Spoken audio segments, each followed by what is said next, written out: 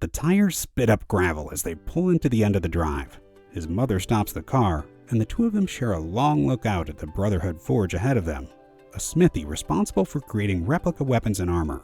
Once upon a time, they were the pride of the town, attracting tourists from all over the state and getting out the annual Renaissance Fair. But times change, and those golden years are far behind them. It looks exactly as I remember it, he says. Your father wouldn't admit it, his mother tells him, but he was never one to keep up with the times. You might be exactly what this place needs, Chris. Some young blood to bring the business into the modern age. Chris leaves the car and his mother rolls down the window. He would be so proud of you and what you're doing, she tells him. He watches her drive away and then lets out a sigh, dragging himself inside the forge. He is greeted immediately by Rodney, an old-timer who pulls him in for a hug. It's wonderful to see you. Not seen you since you were a teenager. How long has it been? About 15 years. Obviously, I wish the circumstances could have been different. What I'm trying to say is, I'm sorry for your loss. I'm just here to do what I need to do. Where can I get started? Follow me. We'll see how Fergus is doing. Chris follows Rodney into the workshop floor to meet Fergus, who's busy at work shaping a red-hot blade with a hammer and tong. Fergus, I'm sure you remember this young man. I'm in the middle of something, Fergus replies. Fergus is our resident bladesmith, responsible for weaponry. He's an expert, and as you can see, takes his work very seriously. He worked with your father since the very beginning. The prodigal son at long last returned home then, Fergus says without looking up. We heard plenty about you, kid. All good things, I hope. The good, the bad, the downright unsavory. Word of warning, this isn't one of those comfortable pencil-pushing jobs you went for in the city. Here, you'll be working under intense heat every hour of every workday. Are you sure you can handle that?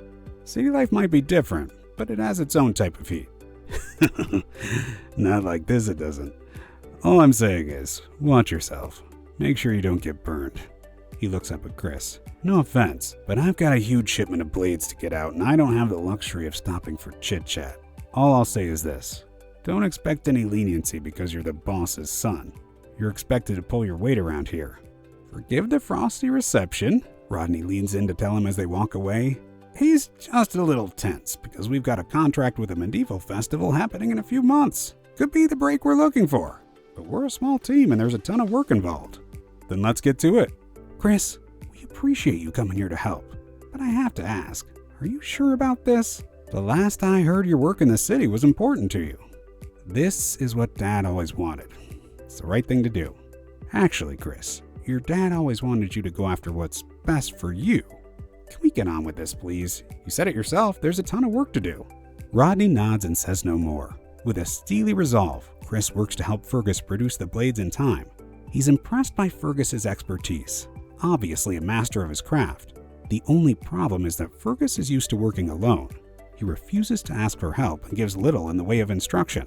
Chris tries his best, but with little guidance, rather than helping, he only slows Fergus down.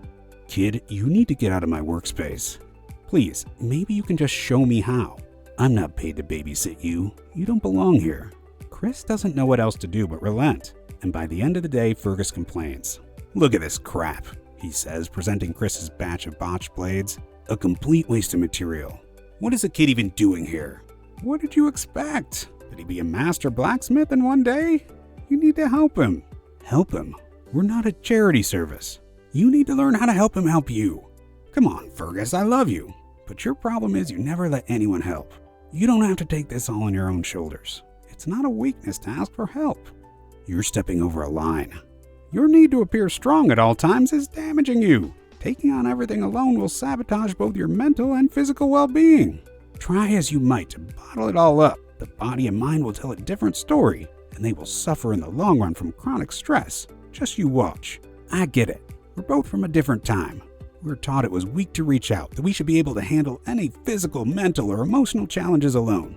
But frankly, that's all horse crap. I mean, just look at what happened to the kid's father. He never told anyone he was suffering, and I don't want to talk about Brian. I know you were close. I know you wish you could have done something. Stop, Rodney. Please. Fergus looks to the ground and mutters under his breath. I'll do my best with the kid, but please don't talk about Brian. Rodney finds Chris sitting outside the forge, smoking a cigarette. He's right, you know. I don't belong here. Did he tell you that? Chris nods. I never belonged here, but I can change that. You don't have to prove anything. I'm not a quitter, you know. You know, all these fears men have about being seen to quit is the type of madness that drives them to tie themselves down to the mast of a sinking ship. What are you talking about? Don't get me wrong. It's an admirable attitude to see things through to the end. To not quit just because times are hard. But don't drown out of pride. It takes just as much courage to know when something no longer serves us. Life is about knowing when to move on. And nowadays, there are so many resources out there that can help us navigate new directions. Did you ever hear of Course Careers? They're an online platform dedicated to helping you find your perfect career. There's no previous experience or degree necessary, and you can go through a wide selection of affordable courses at a pace that suits you. They provide students with insider knowledge of how to create the perfect resumes, how to send in winning applications, and nail the interview process. I can't recommend them highly enough. They sound amazing, Rodney. I'll be sure to check them out. But for now, you've got a quota to meet, and I'm going to help you. Just you watch. With that, Chris stubs out his cigarette and returns to the workshop floor. True to his word, Fergus starts communicating his needs and commits to telling Chris what to do, while walking him through the process. The cooperation is awkward at first, and Chris beats himself up for not learning fast enough. I'll never get the hang of this. Your problem is you're too hard on yourself, Fergus tells him. Did you really expect to become an expert overnight? I'm where I am today because there's a lifetime of practice behind me. A lifetime of 1,000 mistakes made and learned from. Greet your mistakes like new friends. Without them, how will you make the adjustments necessary to improve? But how do you do it? How do you learn to accept your mistakes? Think of resilience as the ability to bounce back from hardship and challenges. I knew the only way to become more resilient is to willingly face any setbacks head on, to accept them as part of the deal. Now, in order to do that, I also needed determination. We don't give in at the first sign of trouble when we're truly determined. And by doing so, we build resilience. And here's the thing. The more resilient we become, the more fueled our determination, because we come to know what we're capable of. Resilience and determination walk hand in hand. One is not possible without the other. I knew I'd never get anywhere if I quit. So all you have to ask yourself is, am I a quitter or not? I'm not a quitter. That's good, Fergus says and looks up at Chris, who has tears in his eyes. Is everything okay?